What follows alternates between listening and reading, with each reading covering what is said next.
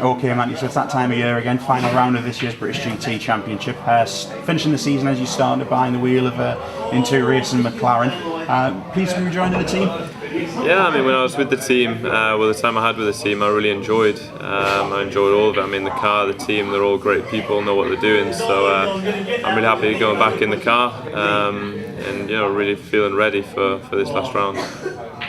You're joining up with Phillips for the first time. Both of you have got a bit of momentum. You won both races in your last meeting out at Spa, and he took the win at Brands Hatch in his last ride out. So you must be pretty confident carrying that forward into the Donington decider. Yeah, I mean, I think it'll be quite a good pairing. I mean, I've spoken to him quite a bit, obviously, before this weekend. I've always seen him out and about and stuff, and vice versa. So I think we'll have no problem getting on and stuff and bonding over the weekend and making a great pairing for this last round, and hopefully, getting out there and doing some real damage. Your last race in a McLaren was at Silverstone for the 3-hour event, where you turned a lot of heads with the drive that you put in to get the podium. So are you looking forward to being back behind the wheel of McLaren, and are you confident of doing the same around Donington? Yeah, well, I know the McLaren's fast.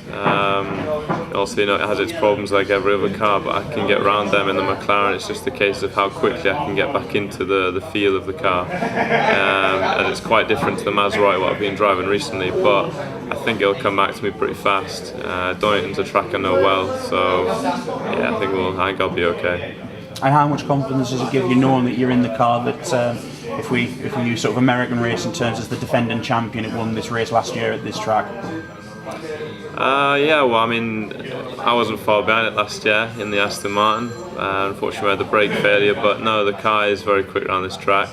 Obviously, the balance of performance plays a bit of a role in it. It's probably slightly different to last year, but nevertheless, the McLaren is always a fast car, and like I said before, I can get around its problems quite nicely, and when you do, it is pretty fast. So again, with the pairing we've got, I don't see any reason why we can't challenge for the win.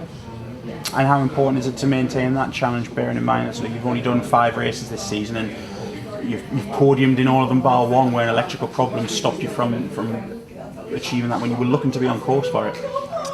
I mean, on paper this year, it's not been, you look at it, people think it's not been great, but it's actually been a really good year for me. I've really enjoyed it, and like you say, every race we've done bar one in the British GT, I've had a podium in, and I at least hope to continue that for Donington, and increase my ratio from race starts to podiums. And I'd like to go out with the win, but if a podium comes my way, I'll be happy with that. Of course, you'll always be pushing for the win, and that's what I'll be going for the last round, to really, finish well and finish hard.